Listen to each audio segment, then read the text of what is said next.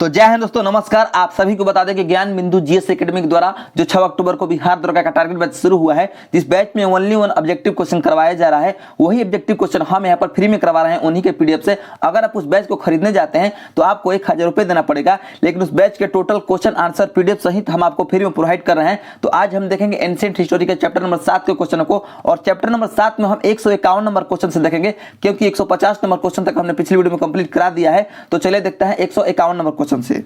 तो 150 number question में दिया गया है दोस्तों, सर एडविन अर्नाल्ड की पुस्तक द लाइट ऑफ एशिया आधारित है किस पर? तो आपका सही उत्तर हो जाएगा ललित विस्तार पर। जो द लाइट ऑफ एशिया पुस्तक है ये ललित विस्तार पर आधारित है, तो ऑप्शन नंबर बी आपका सही उत्तर हो जाएगा। Next 151 number question, Gautam Buddha को एक देवता का स्थान किस राजा का युग में प्राप्त हुआ? तो आपका सही उत्तर हो जाएगा कनिष्क के। कनिष्क के समय में गौतम बुद्ध को एक देवता का स्थान प्राप्त हुआ, तो आपका सही उत्तर हो जाएगा ऑप्शन नंबर बी कनिष्क। ठीक है।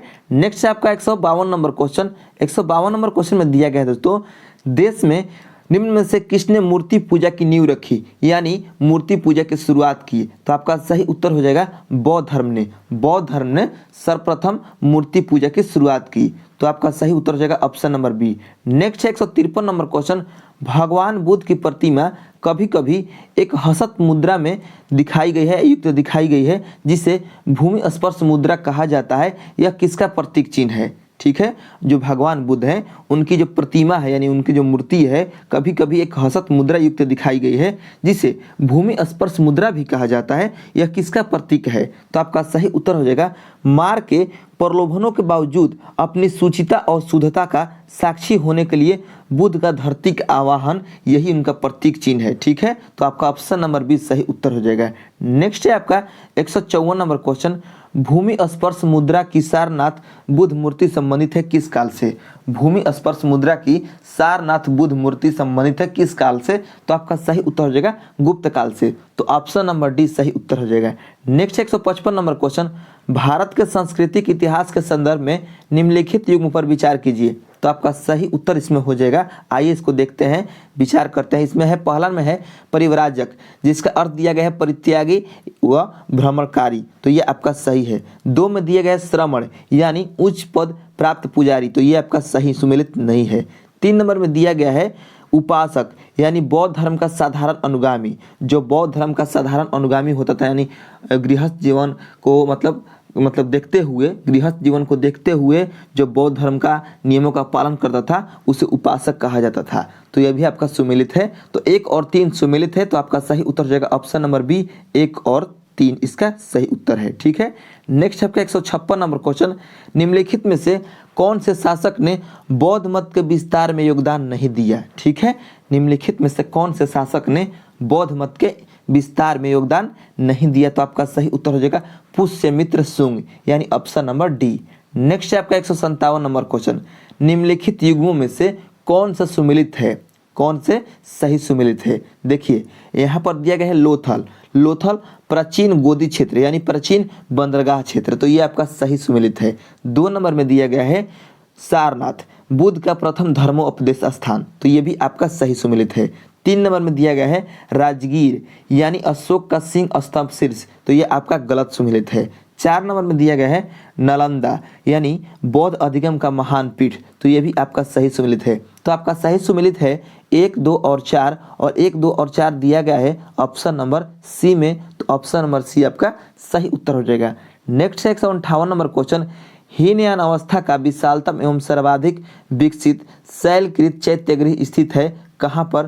तो आपका सही उत्तर हो जाएगा दोस्तों, ये है कार्ले में, कार्ले में। नेक्स्ट है आपका 159 नंबर क्वेश्चन, विशुद्धि मग के रचयिता कौन है? विशुद्धि मग के रचयिता कौन है? तो आपका सही उत्तर हो जाएगा बुद्ध घोषा, बुद्ध घोषा, यानी ऑप्शन नंबर डी आपका सही उत्तर हो जाएगा।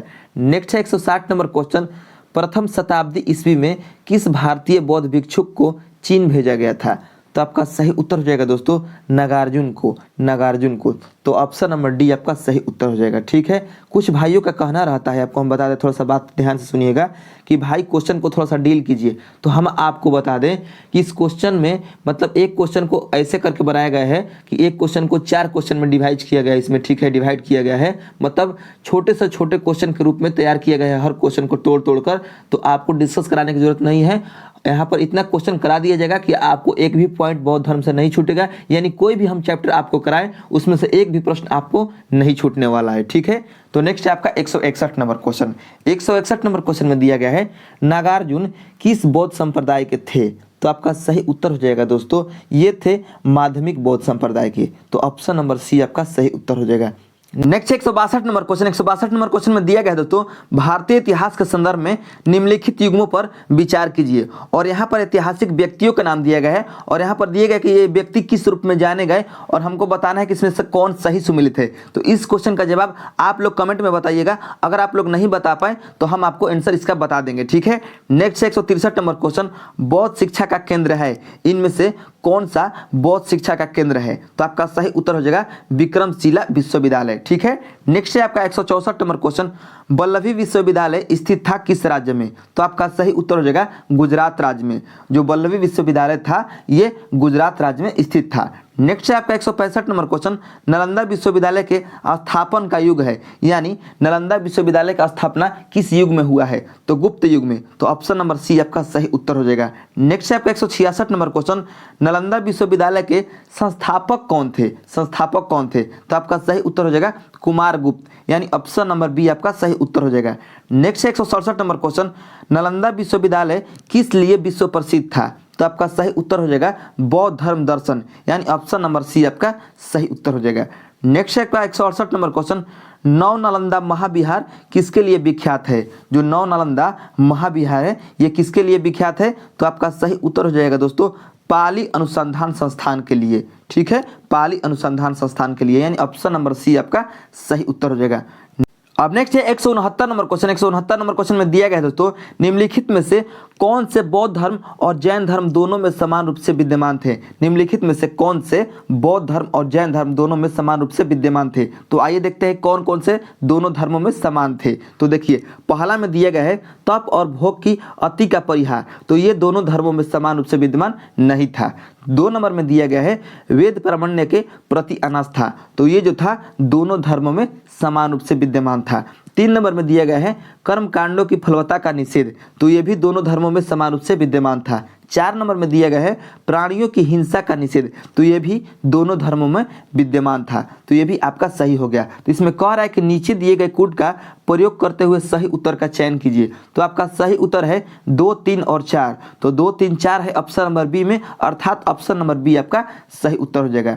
नेक्स्ट आपका 170 नंबर क्वेश्चन बौद्ध धर्म के विस्तार के कारणों में सम्मिलित है, यानी बौद्ध धर्म के विस्तार के कारण में कौन कौन से इनसे सम्मिलित थे? तो आपका जो सम्मिलित था वह था धर्म की सादगी, दलितों के लिए विशेष अपील, धर्म की मिशनरी की भावना, स्थानीय भाषा का प्रयोग, यानी 1, 2, 3, 4 इस क्वेश्चन का सही उत्तर हो जाएगा। इसमें कह रहा है सही उत्तर का चयन कीजिए, तो सही उत्तर है आपका 1, 2, 3, 4 अर्थात ऑप्शन नंबर सी आपका सही उत्तर हो जाएगा।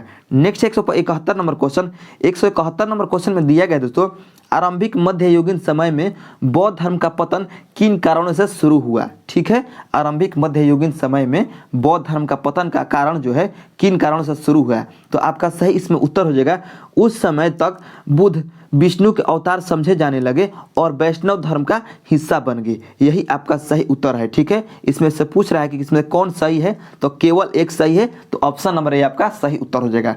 नेक्स्ट 172 नंबर क्वेश्चन भारत के धार्मिक इतिहास के संदर्भ में निम्नलिखित कथनों पर विचार कीजिए। ठीक है, और आपका पहला कथन में दिया गया है सौतांत्रिक और समितीय जैन मत के संप्रदाय थे, तो ये आपका गलत है। 2 नंबर कथन में दिया गया है सर्वास्तिवादियों की मान्यता थी कि दृग्वी विषय यानी फिनोमिना के अवयव पूर्ण क्षणिक नहीं है, अपितु अव्यक्त रूप से सदैव विद्यमान रहते हैं, तो ये आपका कथन सही है। ठीक है, तो आपका सही उत्तर हो जाएगा 172 नंबर क्वेश्चन का ऑप्शन नंबर बी, यानी केवल 2 सही है। ठीक है, नेक्स्ट 173 नंबर क्वेश्चन निम्नलिखित कथनों पर विचार कीजिए।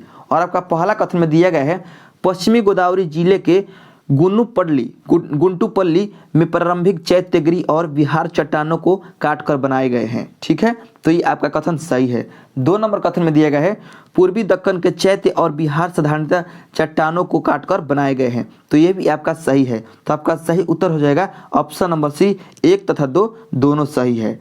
नेक्स्ट है 174 नंबर क्वेश्चन, सुल्तानी युग में बौद्धों की कौन सी शाखा सबसे प्रभावशाली थी? सुल्तानी युग में बौद्धों की कौन सी शाखा प्रभावशाली थी? ठीक है, सबसे प्रभावशाली थी। तो आपका सही उत्तर हो जाएगा दोस्तों वज्रयान, यानी ऑप्शन नंबर सी आपका सही उत्तर हो जाएगा।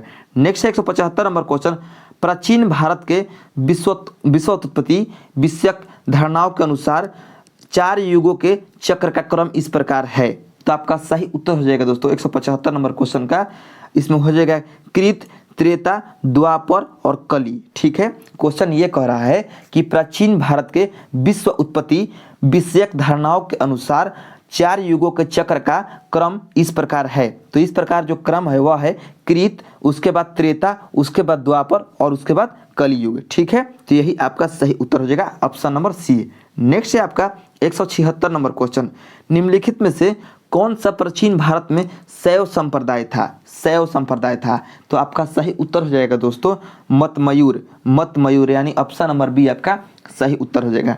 नेक्स्ट है 177 नंबर क्वेश्चन, अर्धनारीश्वर मूर्ति में आधा शिव तथा आधा पार्वती प्रतीक है, किसका? तो आपका सही उत्तर हो जाएगा दोस्तों देव और उसकी शक्ति का योग, यानी ऑप्शन नंबर सी आपका सही उत्तर हो जाएगा। नेक्स्ट है आपका 178 नंबर क्वेश्चन, नयनार कौन थे? नयनार कौन थे? तो आपका सही उत्तर हो जाएगा शैव थे। नेक्स्ट है आपका 179 नंबर क्वेश्चन, निम्नलिखित में से कौन अलवार संत नहीं था? निम्नलिखित में से कौन अलवार संत नहीं था? तो आपका सही उत्तर हो जाएगा दोस्तों तिरुज्ञान। जो तिरुज्ञान है ये अलवार संत नहीं था। नेक्स्ट है आपका 180 नंबर क्वेश्चन। आइए 180 नंबर क्वेश्चन को देखते हैं। 180 नंबर क्वेश्चन में दिया गया दोस्तों, भागवत संप्रदाय के विकास में किसका देन अत्यधिक था? भागवत संप्रदाय के विकास में किसका देन अत्यधिक था? तो आपका सही उत्तर हो जाएगा गुप्त का। गुप्तों का जो देन है ये अत्यधिक था, तो आपका ऑप्शन नंबर डी सही उत्तर हो जाएगा। नेक्स्ट है 181 नंबर क्वेश्चन, भागवत धर्म के प्रवर्तक थे। भागवत धर्म के प्रवर्तक कौन थे? तो ये थे आपके कृष्ण थे। ठीक है, कृष्ण, यानी कृष्ण होगा, यहाँ पर कृष्ण नहीं होगा, कृष्ण होगा। ठीक है, यहाँ पर कृष्ण होगा। जो भागवत धर्म के प्रवर्तक थे वह थे कृष्ण। नेक्स्ट है आपका 182 नंबर क्वेश्चन, निम्न में से किस ग्रंथ में सर्वप्रथम देवकी पुत्र कृष्ण का वर्णन किया गया है? निम्न में से किस ग्रंथ में सर्वप्रथम देवकी पुत्र कृष्ण का वर्णन किया गया है? तो आपका सही उत्तर हो जाएगा दोस्तों छांदोग्य उपनिषद में। छांदोग्य उपनिषद में, यानी ऑप्शन नंबर बी आपका सही उत्तर हो जाएगा। नेक्स्ट है 183 नंबर क्वेश्चन, वासुदेव कृष्ण की पूजा सर्वप्रथम किसने प्रारंभ की? ठीक है, वासुदेव कृष्ण यानी जो भगवान श्री कृष्ण है, इनकी पूजा सर्वप्रथम किसने प्रारंभ की? तो आपका सही उत्तर हो जाएगा दोस्तों भागवतों ने, यानी ऑप्शन नंबर ए आपका सही उत्तर हो जाएगा। नेक्स्ट है 184 नंबर क्वेश्चन, निम्नलिखित में से किस देवता को कला में हल लिए प्रदर्शित किया गया है? तो आपका सही उत्तर हो जाएगा बलराम को। जो कृष्ण के बड़े भैया थे बलराम, उनको कला में हल लिए प्रदर्शित किया गया है। ठीक है, नेक्स्ट है आपका 185 नंबर क्वेश्चन, भागवत संप्रदाय में भक्ति के रूपों की संख्या क्या है? भागवत संप्रदाय में भक्ति के रूपों की संख्या कितनी है? तो आपका सही उत्तर हो जाएगा दोस्तों 9, यानी ऑप्शन नंबर सी आपका सही उत्तर हो जाएगा।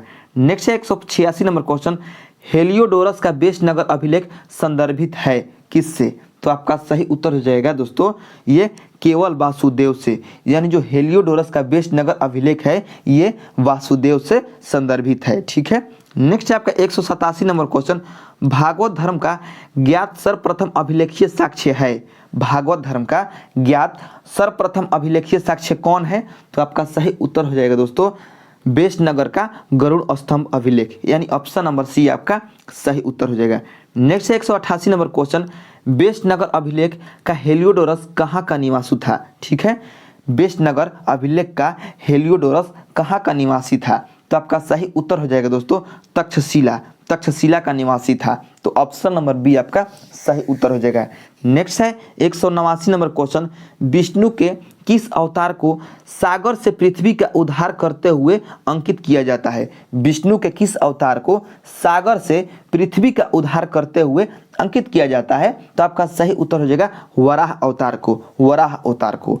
नेक्स्ट है आपका 190 नंबर क्वेश्चन, भारत में आस्तिक और नास्तिक संप्रदाय में कौन सा विभेदक लक्षण है? भारत में आस्तिक और नास्तिक संप्रदायों में कौन सा विभेदक लक्षण है? तो आपका सही उत्तर हो जाएगा ईश्वरीय सत्ता में आस्था, यानी ऑप्शन नंबर ए आपका सही उत्तर हो जाएगा। नेक्स्ट है 191 नंबर क्वेश्चन, निम्नलिखित में से कौन मोक्ष के साधन के रूप में ज्ञान, कर्म तथा भक्ति को सामान्य महत्व देता है?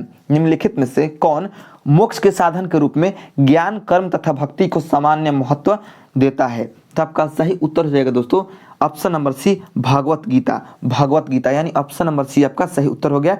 नेक्स्ट है आपका 192 नंबर क्वेश्चन, भारतीय संस्कृति में निम्न में से किसने अनंग कहा गया है? ठीक है, किसे अनंग कहा गया है? भारतीय संस्कृति में किसे अनंग कहा गया है?